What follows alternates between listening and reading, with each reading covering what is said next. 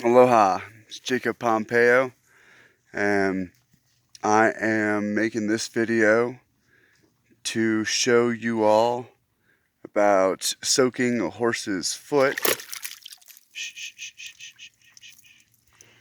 which, as you can see, can be a tricky process because the horse may not exactly agree with wanting its foot soaked, especially when the water you're soaking it in is typically going to be warm to hot.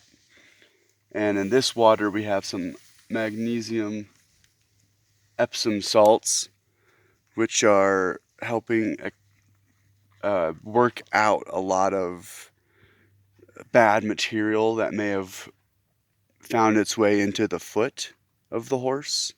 We were concerned she might have an abscess, which is a bit of debris stuck within the hoof wall somewhere.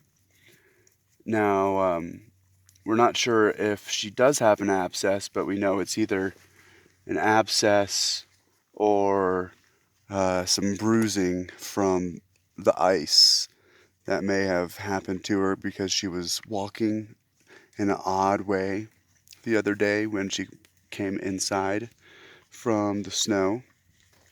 And anytime something with a horse is different or off, there's a reason for it, and it should be investigated. So, like in this case, she may have an abscess which needs to be treated and looked after. Make sure she doesn't harm herself in the process of the abscess working itself out of the hoof wall. And now another thing, when you're doing these foot soaks, you can use a bucket like I'm doing. However, that takes some bonding with the horse and trust. I have to trust that the horse isn't going to move. Feeding her right now helps keep her in place. However, there's also these tiny boots that are made for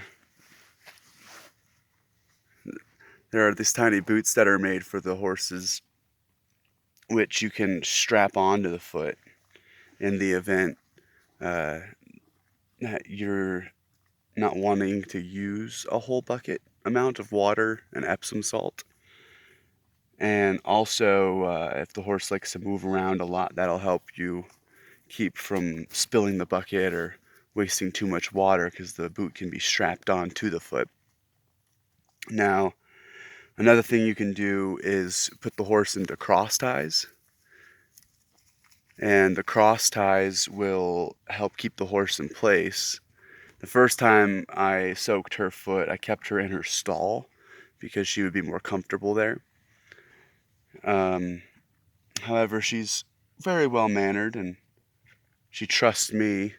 And the way I built that trust with her for the Epsom salt foot soak is I brought the bucket up to her and let her smell it so that she knew what was going to be around her. I could familiarize herself with it a little bit. And then I put the bucket down under her foot and asked her to pick her leg up by rubbing on the bottom part there of the foot. I don't know if you can see that. The sun's right on my face. But when I rub this part of her foot, she'll pick it up for me. I'm not rubbing it much now, I'm just pointing at it, which is why she hasn't lifted her leg. And then I put the bucket under her leg and rub the front of her foot here just to let her know that it's okay. And I tell her it's going to be okay and talk in a calm voice like I am now to her. And then she slowly lowered her foot into the water for me. And at first she pulled her foot out pretty quickly because it was very warm water compared to the air. And the temperature outside is probably 5 to 10 degrees right now at best.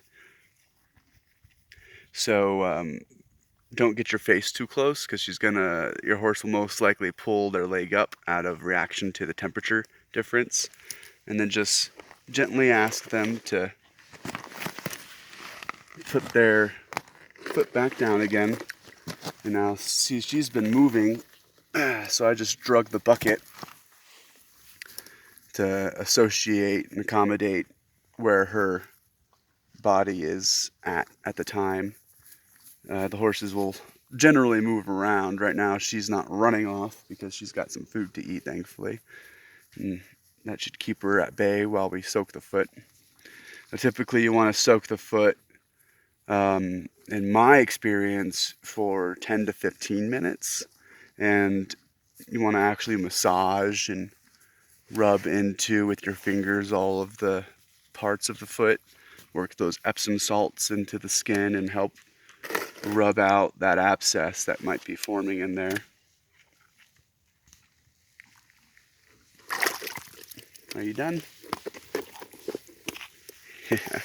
And she's been soaking for a while now, so I'll go ahead and let her be finished with this soak. As you can see, that foot's very wet, so what I'm going to actually do is go inside and grab a towel and help dry that foot off as much as I can, just so it doesn't freeze and cause any discomfort for the horse. And you don't have to do this, of course. However, it's a courtesy to the horse, and the more courteous you are to them, the more courteous they will be to you. So I hope you all enjoy this video, and please check out pci.farm and consider donating to our charity efforts on that site. Until next time, aloha.